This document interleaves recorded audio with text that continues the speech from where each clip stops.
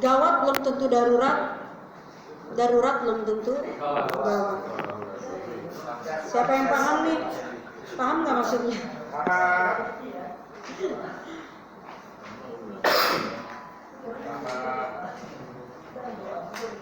Apa Bu kegawat darurat? Ya, kegawatan adalah kasus yang perlu mendapatkan perhatian khusus karena akan mengancam nyawa seseorang. Kegawatan belum tentu darurat dan darurat belum tentu gawat. Siapa yang bisa nih? Jelaskan. Iya. Contohnya yang tadi umpama saya itu darurat, jadi masih ada cara yang lain kata ruginya tadi. Tapi Ya. kalau yang kegawatan ini berarti kayak jantung itu langsung gas mati. Gas. Nyawa itu. Iya. Itu lah pokoknya intinya kayak gitu. Betul. Ya. Paham ya yang lain ya? Pingsan saat dibekam. Bagaimana sikap terapis? Apa yang harus dilakukan terapis ketika pasien atau klien kita bekam pingsan? Jadi Jadi kalau terapis harus tenang. Terapis nggak boleh panik ya. Terapis tidak boleh panik. Kalau panik nggak bisa ngapa-ngapain. Jadi ketika ada klien pingsan saat dibekam, penyebabnya ada pasien takut dengan darah bekam. Ini bisa dibaca nih? Bisa dibaca ya? Jadi kalau khawatir pasien nanti pasien itu pingsan saat dibekam, ini kan penyebabnya. Lagi-lagi di mana? Lagi-lagi di diagnosa. Tanya juga dia takutnya sama darah. Dia siap nggak untuk dibekam? Kan ada juga nih yang dibekam, saya mau tapi takut. Ada yang ragu, tapi kita udah nggak apa-apa. Dibekam ternyata kita nggak memperhatikan ketika klien itu keluar keringat.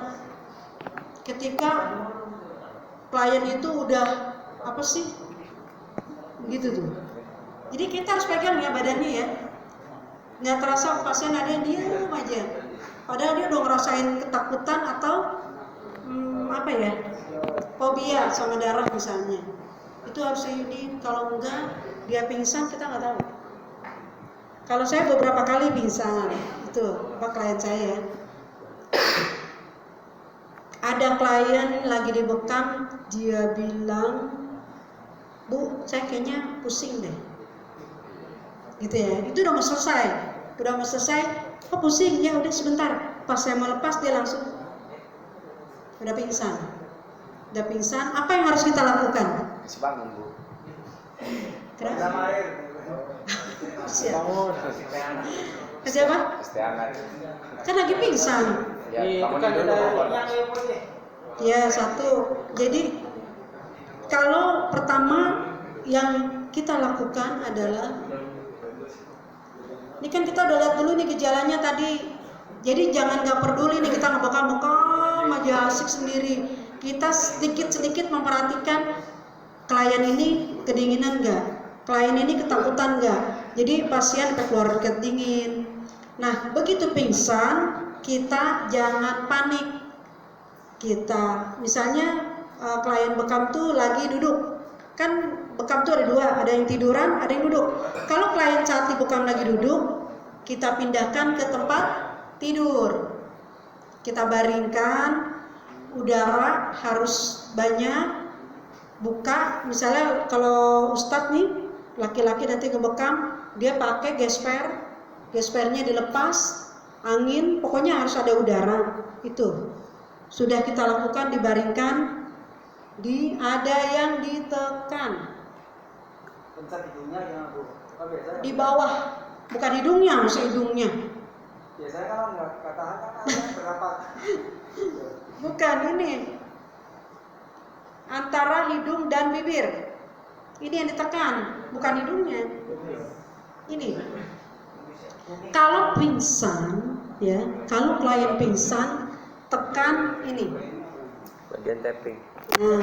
Antara hidung dan, coba paham semua di sini. Nih yang agak cedok ya. Itu satu. Ya, satu. Kedua, pegang tangannya. Ini dilebarin, ini di tengah. Nah, sini.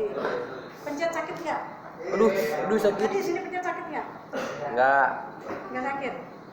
Enggak. Agak pojok dikit itu terasa sakit. Jadi membangunkan kesadaran. Ini juga. Terus ada lagi memugis. Memugis ditekan. Memugis ditekan, ada yang rasa sakit nggak?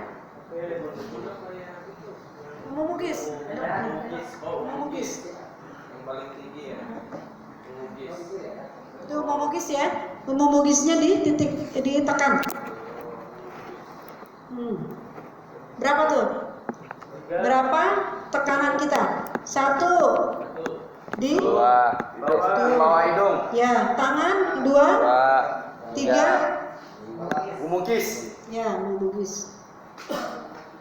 Memugis. Jadi kalau pingsan jangan panik. Pokoknya pesannya itu deh. Terapis di mana-mana kalau panik, waduh, kasihan nanti kliennya. Gitu ya. Darah bekan keluar tidak berhenti tadi ya. Ya. Oke. Sudah kan ya? Selesai ya? Ya langsung praktek. Mau praktek? Enggak dong, sholat dulu. Sama dulu.